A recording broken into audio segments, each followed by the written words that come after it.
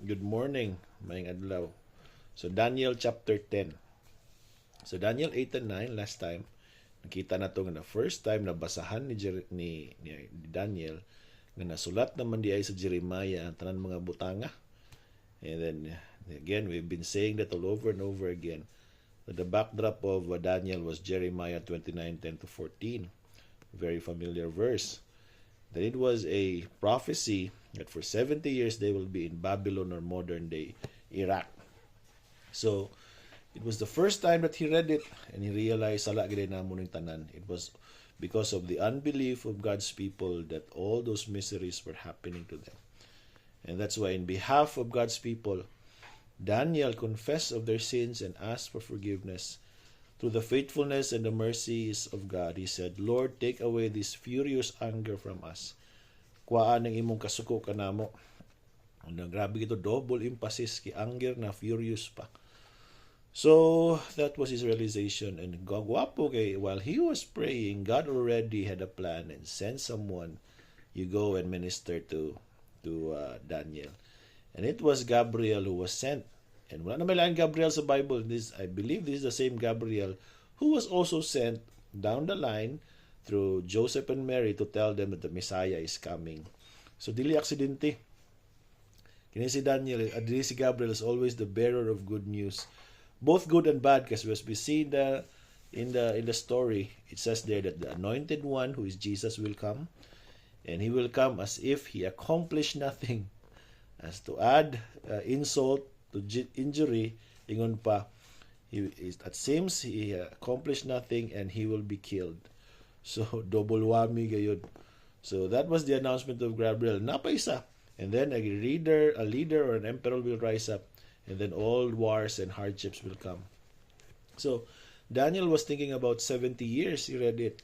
But God was thinking bigger one. It's not only Israel that I want to save, Daniel. It's really the whole world. The whole people. I want people to come to understanding of me dying for them because of my love for them. So, aningon to 70 times 7, mas taas-taas pa. So, again, there is this tendency when we look at our miseries, of course, we know that it is our own fault. But then we only look at it on a microcosm, sa atoa lang na perspective. But that God was always want us to look at the bigger picture. And that encourages us nga dili naman din ni mao ang mga pangitabo. This is a part of a grand plan sa Ginoo of His redemption. So mo tong nahitabo dayon, and of course, we are blessed because at our time we are just looking back. And salamat na nasulat ang Bible. We are reading and looking back of what really happened. And this is it. What God says He will do it. That's why He is trustworthy. Wala nagilain message aning mga butanga. Dili nga saligan ng tao. Dili nga awaton si Daniel, sundugon siya. But that God is trustworthy because whatever He says will happen, will be accomplished. Mahitabo gayud. Usagal ito, di ba? The kingdoms, an inferior kingdom came and took over Babylon. And we see the transition now. Because here in chapter 10, it is King Cyrus of Persia who was the leader of the empire. Siya na, nag-take over na. But we know, di ba, the inferior one, it seems it was the Persian Empire, the Medes, and then the Greek Empire, and then the Romans. But we know that the inferior kingdom was really the kingdom of God who takes over people's hearts. Starting with Nebuchadnezzar. He could take Nebuchadnezzar's heart, anybody's heart. So here in chapter 10, wala pa na human ang mga kagulanan ni Daniel. Because it says here, he understood that the vision, there's a vision that came again. It's not through Cyrus, but it was through Daniel. And he understood that the vision concerned events certain to happen in the future, times of war and great hardship. So nagi mo abot ng mga kalisod. Motong gingon kang Daniel din. Ug motong nga 3 weeks wala siya kaon. Lisod gayud siya sa mga pangitabo. Let me just comment na yung mga tao nga hilig sila mag-fasting. Pero ang ilang fasting para sila kagalingon ba? Para nga tubagon sa Ginoo ilang mga pag-ampor unsa man wala may problema. But actually when Daniel fasted, when the Bible talks about fasting, it was mourning for sin, for the misery, for the worries of what will be happening in the future. Mo may hinungdan nga mag-fast. Di gid ka ganahag kaon. Sabi ganahag kaon nga ang istorya, ang vision, kagulanan man.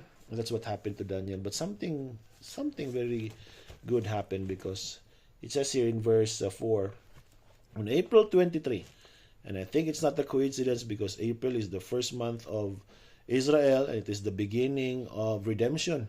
It was Passover. Mao man nga pagsugod gyud silang tuig. When they start the year, it is a reminder of the Passover. So in April 23, as I was standing on the bank of the great Tigris River, I looked up and saw a man dressed in linen clothing with a belt of pure gold around his waist. His body looked like a precious gem. His face flashed like lightning, and his eyes flamed like torches. His arms and feet shone like polished bronze, and his voice roared like a vast multitude of people. And this is a pre-appearance of Christ. Si Kristo gid ni kung angel pa ni man nga na particular name, like Gabriel was the one who sent. But not this time, this is again Christ. So in Daniel, in the scriptures, we always see Christ. Kaya si Kristo man ingon nga this is about me. So again here, he appears to Daniel.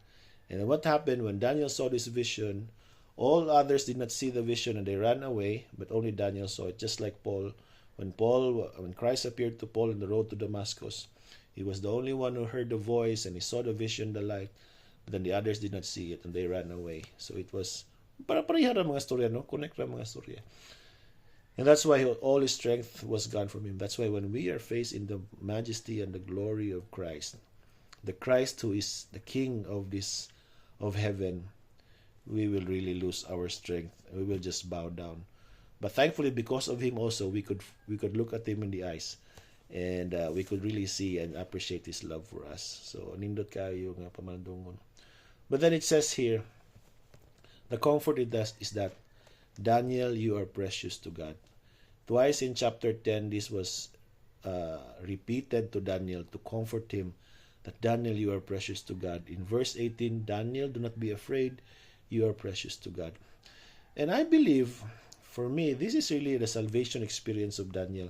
Just like in Isaiah, when Isaiah was talking about things that will happen to Judah, kung pamanto siya, before Babylonia pamanto si Isaiah, he was prophesying about what will happen to Israel. They will be in Babylon, and the kings of Judah will all go away, 4 kings. But then something happened to Isaiah, the same thing. God, nagkuha siya baga, gitandog niya ang lips ni Isaiah. And then he started to speak, and it was talking about being cleansed, of his guilt being taken away. And the same thing with Daniel. Nagkuha gyapon og gitandog ang iyang baba, ug mo to nakasturya siya, nabalik ang iyang kusog. Now this is the experience of redemption, salvation for Isaiah and now for Daniel. Nga nakita gid nila first hand ang pagluwas sa Ginoo sa ila, ang cleansing sa Ginoo sa ila. And it only happens when because of the Christ who appears in his glory. So the one ang iyang dagway flaming iyang mata. So ingin din but don't be afraid, you're precious to God. Manungdanon ka sa ako, special ka sa ako. And then ingon din he spoke these words to me, and I suddenly felt stronger and said to him, please speak to me, my Lord, for you have strengthened me. Again, this concept in the Bible that his strength is made perfect in weakness. When we are broken, when we are weak, and kagwapo ni, while he was praying, again, the Lord already knew, I'm on the way. I'll tell you what is going to happen. But then it says here, he replied, do you know why I have come? Soon I must return to fight against the spirit prince of the kingdom of Persia and the kingdom of Greece. I will come. Meanwhile, I will tell you what is written in the book of truth. No one helps me against the spirit princes except Michael. I have been standing on the side of Michael to support and strengthen him since the first day of the year reign of Darius the Mede. And then we realized that behind all of these powers is really Satan, who is trying to destroy the plan of the Messiah coming. And he is behind people, the leadership, who had evil intent of God's people. Is Satanas, the goat in chapter 7, who wants to destroy the temple and desecrate the temple, the sacrifices. So we will not be surprised that even until now, until the perfection of our salvation when Christ comes, Satan is really behind all of this, all of the evil in this world. And thankfully, it is Christ who fights for us. Siya ang nakipaglaban batok kanato.